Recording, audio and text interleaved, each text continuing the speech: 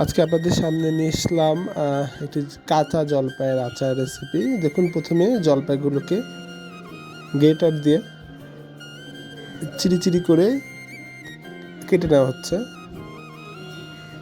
একদম চিরি চিরি করে কেটে নিতে হবে। তারপরে হচ্ছে এগুলোকে চিপে এগুলোর রস ফেলে দিতে হবে। একদম ভালো মতো চিপে রস ফেলে দিতে হবে যাতে টক ভাবটা চলে যায়। দেখুন, রস চিপে ফেলে দেওয়ার পরে এই অবস্থা।